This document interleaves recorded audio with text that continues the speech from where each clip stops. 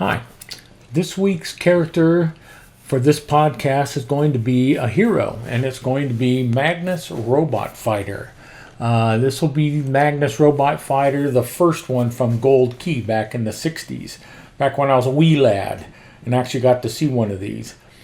But just exactly who is this Magnus Robot Fighter? Some of you may are familiar with him with Valiant, the later issues like Valiant and Dark Horse and Future. He's been in everything in the Future. But this is all on Gold Key. Magnus Robot Fighter 1 came out in February of 1963 in a company called Gold Key. His original run would go from issue 1 to number 28. It would then go into reprint from number 29 through 47, which was in the 70s when it finally ended. In the early 80s, Gold Key I think was still Gold Key. It may have been Whitman Books then, but they were running a new Dr. Solar, and they initially was putting a backup series with him in it, but they went out of business long after that. So anyway, after that it disappeared until like the 90s when Valiant showed up and got the rights to do the book. The covers I thought were really cool when I was a kid because they were all painted. Back in the 60s everything was line art. There's a couple of line art covers in here, but overall they're all painted. And I thought that was really neat. And they were basically a painter called George Wilson would paint over the cover art sketching of Russ Manning, who was the interior artist and also wrote scripts for the comic book itself up through issue like 21, I think one or two later after that. But the issue 1, which is right below me, you see him like tagging the robot with the young lady underneath, crying in fear, is his origin and first appearance. And you'll find out that I think it was strictly a science fiction book. It wasn't really super heavily superpowered or anything like that. You'll find out that he really had no superpowers. He was physically super strong, like a Captain America type thing, or maybe even a little bit stronger.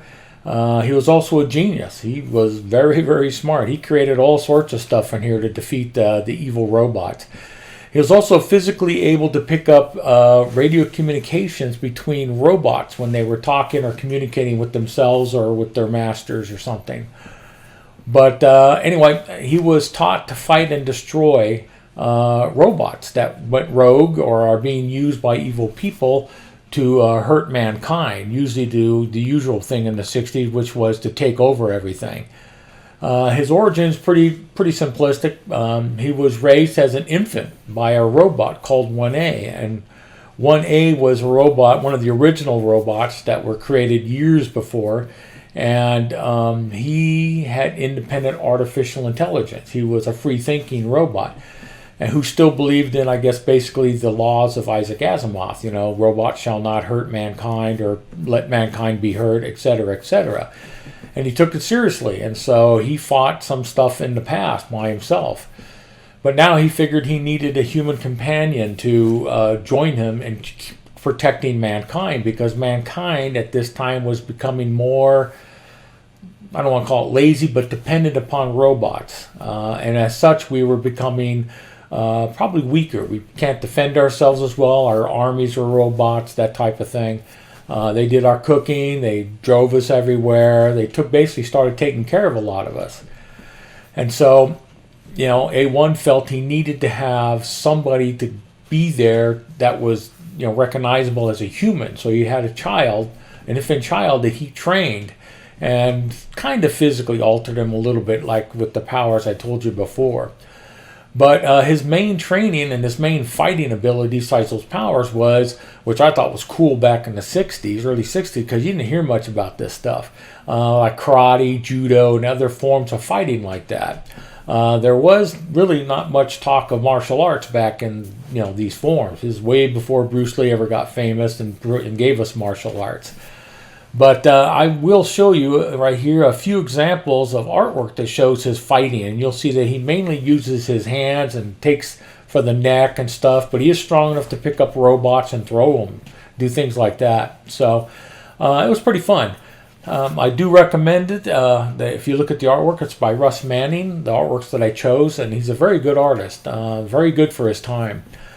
But again, if you want to know what the world was like, you kind of want to take. You ever seen a Disney movie called Wall-E? You know, with the robot on the desert planet, and he eventually goes on board a ship, and you find there's fat, lazy humans that don't do anything. The robots take care of them. Well, this one's kind of similar to that, except that they're not fat, lazy humans. You know, they're just kind of letting the robots do everything while they do nothing except enjoy themselves.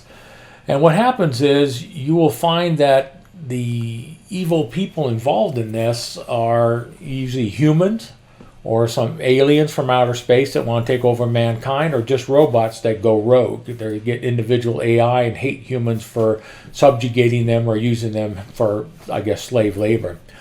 You'll find that the girl, like in the front cover there, her name is Legia Klein, and she becomes Magnus Robot Fighter's girlfriend and eventually his wife. And she is the daughter of a powerful man called Senator Klein. And Senator Klein befriends Magnus through his daughter, and Magnus finds out that North M is this gigantically large floating city, and above North America. And it's like everything else. It's got levels of monetary gain, I guess. I don't know if that's the correct word, but several levels. Rich people live at the top. As you go down, it gets poorer and poorer until you get to ground level, and there's a lot of poor people there and stuff. So anyway, Senator Klein befriends Magnus, and Magnus starts to learn through the issues to befriend other people, and they understand that robots need to be watched and that he is their person to take care of these problems. But you also find out that he had a limited rogues gallery because he only won 28 issues.